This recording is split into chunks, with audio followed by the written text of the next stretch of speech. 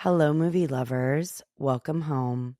My name is Amy Hinterling, and you are listening to Watch This List Unplugged. Today is very special for me because I am starting something that I have been thinking about for quite some time now, about a month and a half. So this is an honor for me to be able to do, and I think the start of something very meaningful for me personally. I have my dear friend Dan Jensen with me, who's going to be kicking this off. What precipitated our sort of brainstorming for this was that he and I were texting about a month ago about predestination. I was in the drive-thru at Chick-fil-A. I'll never forget it because we were talking about predestination, and then I suddenly had this vision for a series that was going to be looking at theological, religious, existential films in the context of what they say about pain and what their solution is, and whether that is just us looking at the film itself, like what is the film saying, but also what is the director saying, what is the writer saying, trying to get sort of deeper into films that I normally do on the podcast, because a lot of the series I've done are kind of silly, kind of feel good, and not that that's bad, but I think I'm ready for a different sort of venture. So Dan is suggested to me that he was like, well, if you're going to do that, we should start with The Last Temptation of Christ and kind of go all in for it, which I had not seen. And so, hello, Dan. Thank you for coming up with this idea for me. And then I also want to preface this before we get into it by saying that I have been thinking about what to name this thing. And this morning, I was thinking about Bunyan's Pilgrim's Progress and how it's about Christian who is carrying this literal burden on his back and trying to get to the celestial city and sort of going through all of these different areas where people sort of inform him on his journey, and the burden sort of gets less and less as he goes on. So if we could use that as a sort of metaphor, I'm going to be calling this series Amy's Progress, and each episode will just be one film wherein I'm learning more, basically. I've been into recovery literature lately. I have been into sort of like self-improvement stuff. I just read Help, Thanks, Wow by Anne Lamott, which is informing me about prayer. So I am in this mode, and I think this is Clockwork Providence yet again. So all that to say, Dan, you're the one who read the book for this, and you wanted us to film after you had read it. Tell me a little bit about your history with this movie, and then what you think is most fascinating about it. Hi. Thank you Hi. for having me. I love this show. And I look forward to all of the episodes. Yes, especially the ones you're in. Well, no, particularly the ones with more intelligent guests than me. Oh, please.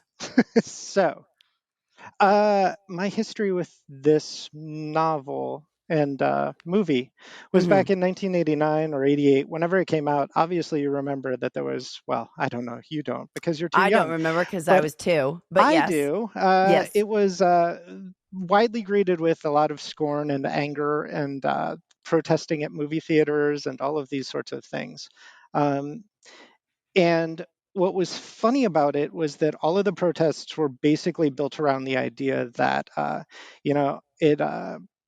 it's the novel and the movie depict the idea that Jesus was carnal somehow, that he had human urges, and so that was 100% of what the protests were about. And my mother, who is a spiritual director, said none of them have read the book because what it's really, The Last Temptation has nothing to do with sex as such. It is about the last temptation is to have been a human being instead of having to fulfill the divine will of God, as it were. And Mm, so I found that idea absolutely fascinating, but not fascinating enough to dive into the book, which is a bit of a challenge. And then also, um, then, well, so I watched the movie in the theater and didn't really get all that much out of it. And then when I was about 23, I took it on a vacation with some friends of mine, and we all watched it together. And when you're 23 years old, every once in a while you watch a movie and you're like, bang, that's profound. That really hits you like a lightning bolt. And mm. that's what the movie did for me. And so I was really looking forward to watching it again eventually. And you saying that you wanted to do a podcast about spirituality and predestination and the amount of work that goes into that made me think of the movie immediately. And you, being the wonderful person you are, jumped straight on that. You said this is going to be a challenge, and I haven't really been eager to do this at all, but let's do this. And I very much admire your willingness to just jump into these projects. So that was where we were. Yeah, and I was gonna say, I think that it's like I got my master's in this and I studied at Wheaton College. And part of the reason that I went there in the first place was to be around people who were asking these questions, who were thoughtful about what they thought. I mean, Tozer says, what you believe about God is the most important thing about you. What you think about God when you think of God is the most important thing about you. So, this whole idea of me not delving into this at all and having a podcast suddenly struck me as odd, um, because it is, and these films too are what I like to write most about. So it's kind of a double thing. It's not that I'm going to give up the fun stuff, and it's not that I don't have joy in them, because I do, and I love talking to people about their favorite films. But this is more me as far as what the substance is. And I think Last Temptation is extremely challenging for someone who has notions of Christ at all that are wanting to be letter of the law instead of spirit of the law, shall we say, and wanting to have historical accuracy. Historical accuracy. Yeah. I I find it funny that it's often labeled as blasphemous, and Mm-hmm. even a lot of people that are defending it will say, sure, it's blasphemous, but I think they're probably not using the word correctly, in that blasphemy means against God, as opposed to heresy, which is against the church.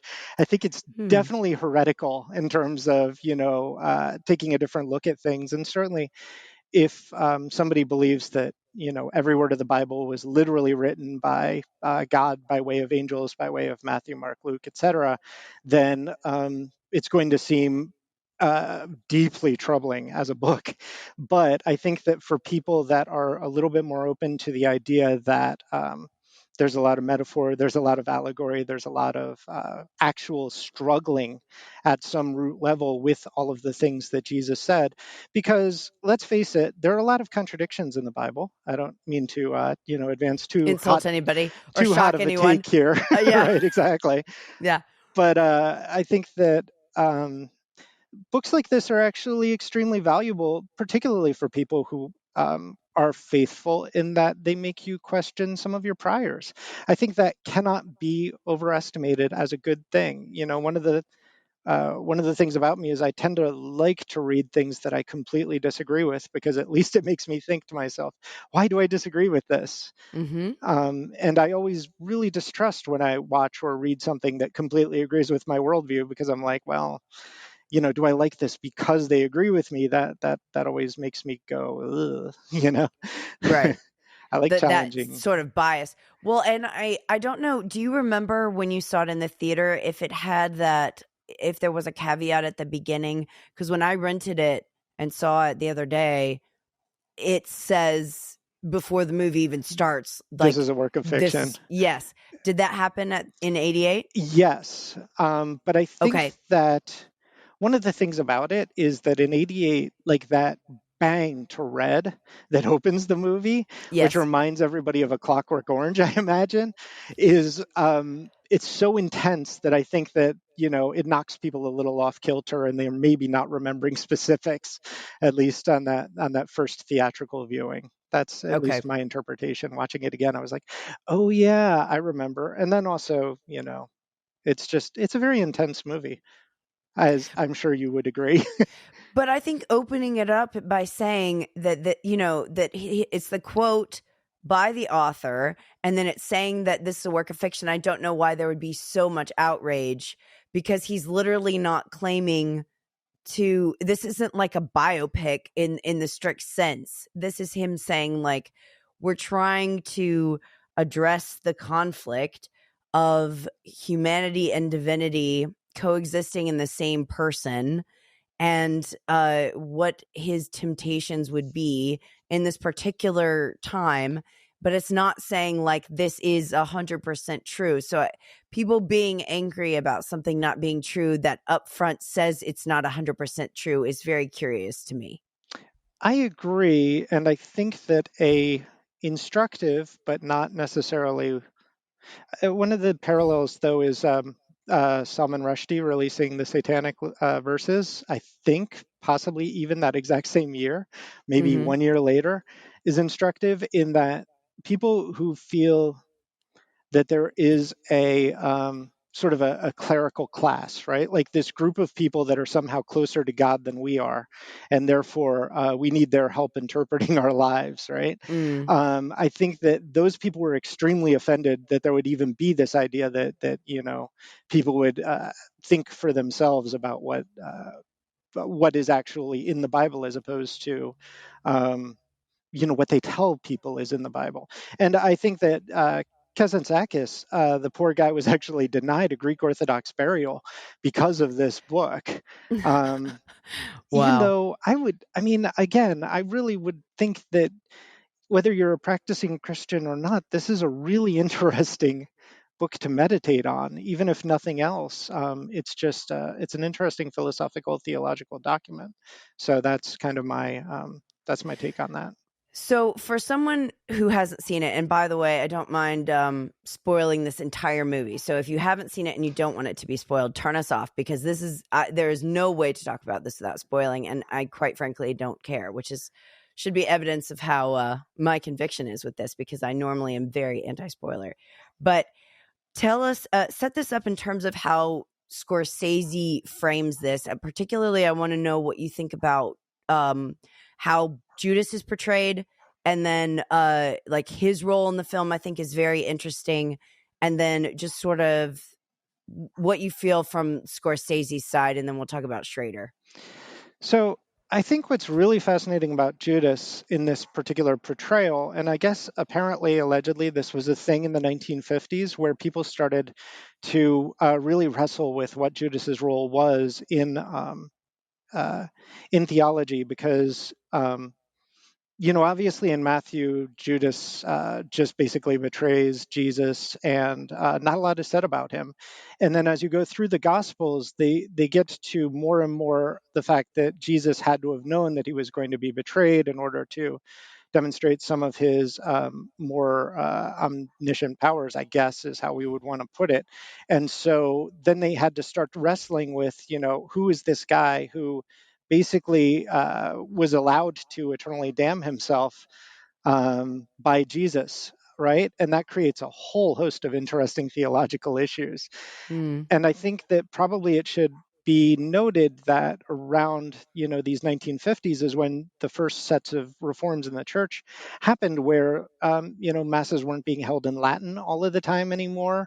Some of the Greek Orthodox writing was made available to some of the to the plebes, I guess we'd call it, to everybody normally. And Commoners. so a lot of people ended up having to sort of wrestle with these issues themselves.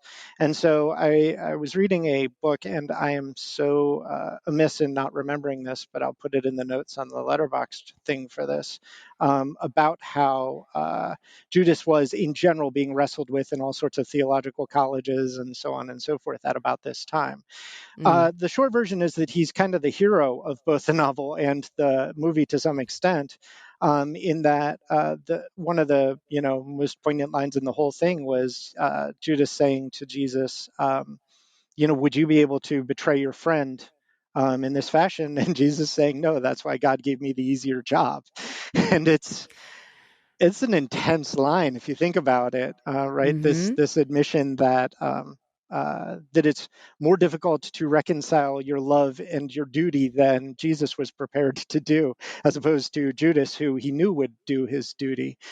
Um, this is further, I think, evidenced in the book by Judas being more outwardly agitated. He's very much portrayed as being more less hopeful for whatever Jesus's vision of the universe is in terms of being nice to everybody. He's much more thinking that more violent means are going to He's be gonna fight. required. Right, Right. exactly. Right. And so for him to come around to the idea that Jesus would die, and that would prove love to the world is kind of an astonishing transformation. And maybe even I wouldn't say that it's more of a transformation than Jesus gets in the book, but it's about the same level in terms of Jesus being the one who, learns to embrace his destiny, as it were. But Judas also learns that maybe peace is actually, he should give peace a chance, as it were, which is a fascinating sort of turnaround. But Uh, but the way that Scorsese sort of introduces him by having Harvey Keitel play him and with like red hair. I mean, it's like curly red hair. The way that he shows up, his sort of attitude is very I actually I was chatting with Ethan about this and I said, this is kind of reminding me of Goodfellas. Um, and he was like, as far back as I can remember, I want to be an apostle. But like, it's got that like sort of mobster mafia vibe, like from the beginning. Um, and even in its violence and brotherhood. So there are all these themes of like Scorsese's themes, right? And especially him teamed up with with Schrader. Um, that are like very familiar right away. So you're not just getting sort of the biblical part and the who is Jesus, the nature of God. It also is like heavily impacted by his aesthetic, what he likes, and the dynamics between men as well, who are outsiders, who are, it's just that Christ is starting out with love and then sort of says, in that very metal scene where he takes his heart out, it's kind of like, now we're going to go into like the sword, it's part of this, but it is very much, I think, in line with, like a mobster movie as well. Yeah, I mean, I think that there's that it's not that surprising that a 1950s Greek man and a 1970s Italian Catholic man would have very similar ideas in terms of guilt and the bond between men and the just the way that men interact and show vulnerability, right? Like, I think that's one of Mm, the very underrated aspects of Scorsese's filmography is just how vulnerable all of the men end up being in all of his movies. I can't think of too many where they don't get laid low in some way, shape, or form, and that's if you think about a lot of other violent movies, like Michael Corleone never actually shows any vulnerability or gets laid low in Godfather 2, right? He's just mm. Well, badass beginning to end. when his wife, the whole thing with his wife, I think, is maybe the only thing that, and then Fredo. But I mean, there's a couple of moments where I feel like I know Michael's humanity, but otherwise, yeah, he's kind of a monster, sadly. Yeah, I don't know. As opposed to though, like Jake LaMotta being kind of pathetic at the end, or Yeah, Ray Liotta ending up in jail, or see, we're just going to spoil entire we're just filmographies now. let's Why just not, spoil right? everything. Yes, yes, just let me loose here. Um, but you're right. No, you're right. I think the thing that struck me about their vulnerability was also just I mean, Schrader is obviously somewhat obsessed with the male, conflicted male who is lost and aimless and trying to solve his own sort of crises. So of course, like Schrader doing Jesus makes total sense because that's the ultimate, right? Especially in this period of his life, in Christ's life, and it was arguably Schrader's when he wrote it at the end of the 80s. So that's an interesting dynamic too, to bring in the context of, like, when these people are revolting against the movie itself and ignoring all this other sort of richness that informs the narrative that's outside of it. I think it's a real disservice to the film as a whole and its impact. I very much agree with that. And I think again, if anybody, if you look at Amazon reviews for this movie, which I lightly perused because I was amused, Nice 90% rhyme. of the one stars are people who've clearly never seen it and have absolutely Mm. no idea what it is or anything Dan, like what are that. you talking about? That never happens. And the book is much less so, because I don't think the people that are this aggressive about things can read. No, I'm being unfair, but the You can read a little bit. We'll give you that. but Yeah. I mean, it's kind of incredible that people would just instantly dismiss this, uh, because they don't feel like it's going to conform with whatever it is that they think that it's going to conform with. Yes, pivoting a little bit, I want to talk about, because this is something that you have called a recovery doc, and it also is by, Scorsese and Schrader were obviously, well, we know that they were high. I mean, on drugs, hard drugs, because I had told Dan before we started this, the book Easy Rider, Easy Riders Raging Bulls. So this is documented, but in something struck me. There's a line that I wrote down where Willem Dafoe says, "I'll stay in this circle until you speak to me." Um, and there's this sense of the gift of desperation. It's a kind of a term that I've read. Um, so can you talk about, sort of, if you look at this in terms of an individual's journey from start to end, how would you characterize that progression? If we start with, like, when John says, if you want to speak to God, go to the desert. And he has this line where he says, be careful, God isn't alone out there. Which is like, oh, it's very good language. I've But got I just, shivers just yeah, talking about it. I know. As I do too. So can you, if you can, illustrate to me in your own interpretation and thoughts, starting with him in the circle to the last temptation, how would you describe that progression? Well, the wonderful thing about the beginning, and I think if you really want to argue that there's any sort of blasphemy as opposed to heresy here, it is the fact that Jesus starts as a crossmaker in both the book and the movie. That's right. Um, Yes. it's easier to imagine him as a carpenter, like, building chairs or whatever, as opposed Mm-hmm. to crosses on which, his fellow Jews are going to be crucified. I think that it's an important thing, though, particularly from the standpoint of a recovery document, because essentially he is chasing the most desolation he can possibly fit spiritually. Like, he is literally trying to bottom out spiritually as hard as he possibly can, and is Mm. courting, just in a perfect world, I think he believes that he would be, smited, and that would be the happiest possible ending for him, at least 30 seconds into the book and the novel.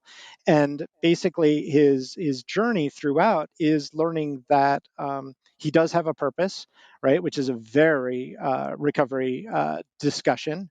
And he undergoes a spiritual awakening, which is a very discovery discussion, and he shares this with a whole bunch of people, which is a very recovery sort of thing. And then, it ends with him deciding that it's more important to do his duty, as it were, than it is to chase some sort of weird temporal happiness.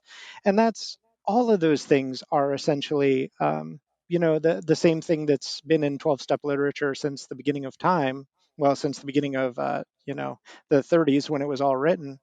And particularly toward the end when Jesus is saying, "Thy will, not mine. Thy will, not mine. Thy will, not mine." That is, I mean, really close to the third step, right? Yes. Yes, and I was going to also say, I wrote down a quote from Ebert's review that I want to read that completely goes with what you're saying, because there is this question of so what happens is, for those of you who don't know or that do know, he's on the cross and then he is like, you know what, forget it, I don't want to do this, I want to live. Kind of I told Dan, because my friend Frank told me this, that it was like a reverse It's a Wonderful Life, because George Bailey is like, I want to live again, and in a way, Jesus in this movie is like, I want to live as in not die, but like, versus like living forever. It's a paradox, but it's good. There's something to that. So then he is sort of gets off the cross, decides that he wants to get married, have kids, live life. And at first, when I saw this, I was so angry because I didn't know how it ended. I was furious that they would go in that direction, because it just seemed absolutely insane considering what had happened prior. But Ebert talked about this idea that, like, what if Jesus didn't know he was the Son of God? What if like he wasn't sure? Um, so he has this quote where he says, whether he is right or wrong about his divinity, in the end, he is prepared to pay the price. And that kind of faith is more courageous than certainty would be. So I'm also struck with this idea of bringing it back to recovery literature, that a person who is going through the steps would not necessarily know who they would be, right? Or even who they are yet, because they haven't had access to that, because they've been anesthetized with whatever that thing was that they're trying to stop. And so that idea of like stepping out in with a willingness to say, perhaps there is something that I don't know on the other end, and it makes me more useful, is enough to propel someone into even starting, which I think is why this goes so well with step 3. Um, yeah, that's very well said. I agree completely. And I mean, I think I should just note though that there's a reason that step 3 is step 3 and not step 9, Oh, right? true. Yes. Yes. Step 1, there is a God. Step 2, we're going to listen. Or step 1, I'm powerless over alcohol. I'm Step 2, there powerless. is a God. Yeah. Step 3, if I put my faith in this higher power, then I can be cleansed of my issues, essentially, to really badly paraphrase it. I apologize if anybody gets offended. Um, but that trilogy of steps is necessary to get to all of the other steps, I believe. And I think Mm-hmm. that um, certainly one of the reasons that I would also call it a recovery doc is that it is about this early exploration of exactly how you decide to live when you don't know. You're in a situation where you don't know how to live any other way than you are living right now, but you also don't know how you can even keep living the way that you are living right now. Right. And I think that is, theoretically where Jesus is at the beginning of the movie, is that he doesn't have any faith, but he can't not have any faith because it's the only way to live, to survive, to fill whatever the emptiness is inside of him. And that's I think that is sort of we've already sort of touched on this, but that's really the core aspect of his humanity in this film, is the idea that Mm. he does need something, right? It's not that he is divine and therefore is perfect and never needs or wants anything. This actually presupposes that the half of him that is not divine fuels the same compulsions and urges and all of these things that we do as humans. And I think that there's a lot to be considered there, regardless of one's opinion of the actual material, as it were. And the relatability factor, I think, is just so unique to this movie that it almost feels wrong in a way, if you've been brought up to see Christ as entirely holy, to watch something where the person that's playing him is expressing things that you would think, because you don't really think of Jesus as somebody who would have any of your same thoughts. So when they're speaking by the fire and he's talking to Judas, and Judas is acting more Christian than even Christ is, it is a very weird sensation that happens mentally, intellectually, where you're like, oh man, you kind of shark back, because you have been brought up not to, some of us have been brought up in the church not to sort of contemplate the humanity in a relatable way. And also, there are those itsy bitsy moments of humor. Like you called it out to me immediately on watching it, where Jesus raises his glass when he does the water into wine Yes. thing. Yes. And just this idea that Jesus would have a sense of humor, though of course he does, if you read the Gospels and you actually think about some of what he's saying, particularly to the Pharisees and Sadducees. But Mm. it's just really interesting to think about, what does being human even mean? And I think that's sort of a deeper conversation, but it's a very interesting document. I like the book and the movie quite a bit for that reason. Well, and I want you to touch on, before we end here, I want you to touch on your gratitude uh, takeaway, because I think when we were initially talking about this, I thought I was going to call the series "What's the Solution?" because that's what I'm going to be asking at the end. Kind of like, what is the movie saying? Like, in terms of how we're supposed to live. If we look at it in terms of like the questions that it's asking, I don't only want to look at like what's the problem, because we know what the problem is, right? We all feel the problem, we all feel the pain, but what is it saying? And I think that your take on what you ultimately conclude and what you get from it is really good. Well, my take is that it's actually a very secularist movie in that uh, it ends with Jesus, this half divine or fully divine, depending on how you feel like taking it. Right. He is saying, what's better than heaven is this idea of raising kids, having a wife that I love, or wives in the case of the book. We can skip that. Um, having children that he loves. I believe he has like 7 or 8 kids in the novel. Hmm. And this, what I think the movie makes a point of saying is, everybody should really try to think about how they enjoy their life. That honestly, this exact moment, no matter what you're going through, it'll end, and you have to appreciate the fact that where you are right now is actually pretty great. Particularly if you have a wife and kids and a job that you find meaningful. But in that case, you should go chase those things, because it is right here that is the kingdom of heaven. Right? There's that quote from Luke 17:21. Lo there, for behold, the kingdom of God is within you.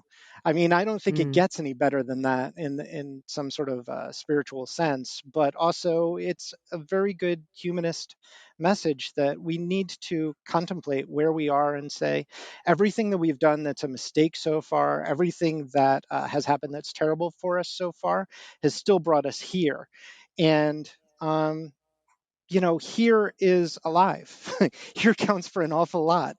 Um, and I think that that's easy to lose sight of in our current day, where everything is vying for our attention and trying to pull us away from just sitting there and saying "here and now" are great. One of the quotes that I talk about with Amy all of the time is the only way to eternal happiness is gratitude, right? Like Gratitude happiness. is the only permanent There happiness. you go. That's how you Gratitude said it. is happiness. I had I have several friends, and for 10 years of my life, from 35 to 45, I would just ask everybody, so are you happy? And how did you get that way?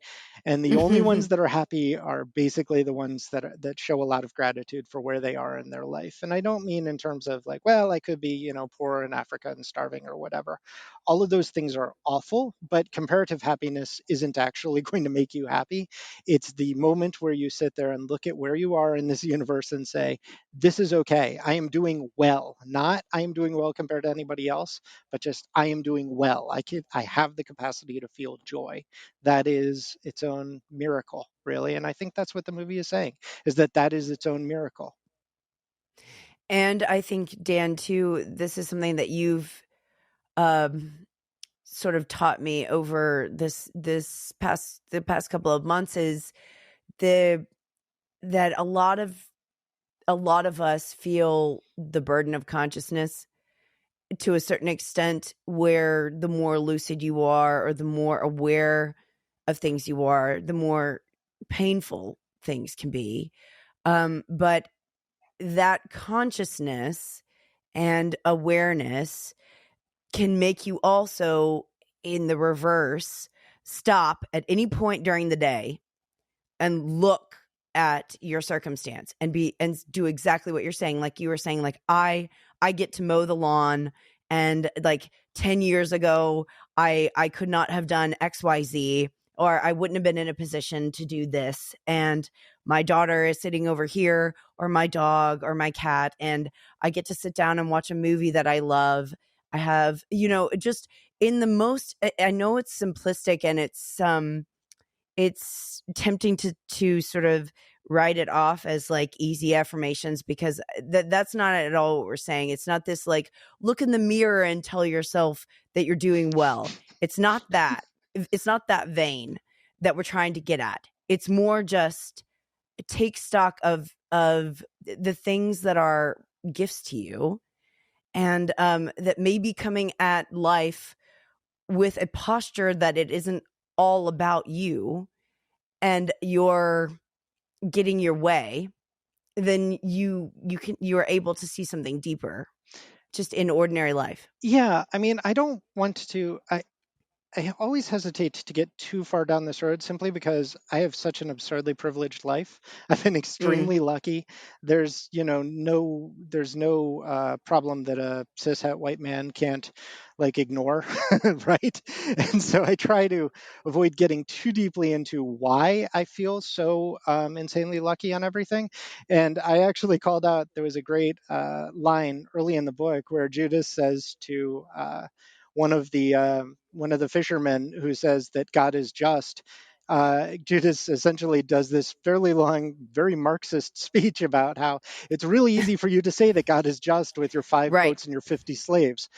Right. So I don't want to come across as, this is my entitlement speaking. I have obviously reached points where I've been in a fairly low place. And by comparison, everything that I have is completely wonderful. And blah blah blah. But there is something to the two ideas that number one, I'm mowing my lawn, which is an idea that is completely foreign to 99.9% of humanity ever. And I'm not saying this from a comparative standpoint, but because as annoying of a task as it is, you really have to appreciate the fact that you have that you get to do this physical labor that is relatively easy, that takes your mind off of whatever is going on, and that still gives you satisfaction when it's completed. And I think that part of the book by Kazantzakis is Jesus talking about how like building a well is really satisfying. Doing a good job like building a bench for his neighbors, as a carpenter, is really satisfying. And so I think meaningful work is an extremely important idea. And even if that meaningful work is within your house, right, doing the dishes, the zen of dishes. I hate dishes, but I still, every time I do dishes, I think to myself, the zen of dishes, right? Like, let's just focus on this. Um, On the other side of that, though, and I really don't want to come across as like a David Foster Wallace bro, but he has a great line in Infinite Jest where he says, "No single moment is intolerable." And it's really important Mm. to remember that no matter how awful your life is at this exact second, if you get through that second and then another second and then another second, eventually you'll be okay.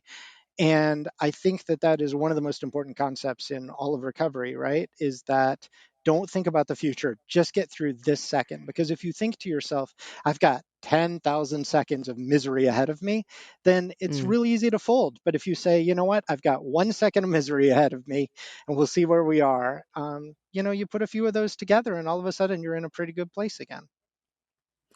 I hear you, and I think that that's something. I one of my favorite books. You just reminded me of it. Is called "This Is How" by Augustin Burroughs, who has been through quite a lot of just abuse and trauma and all sorts of things. He's written like, I don't know, 7 autobiographical novels, and in This Is How, he tackles so many different topics, and he's like, the whole thing is about gratitude, but it's also about telling the truth about your circumstance and being able to see things clearly, right?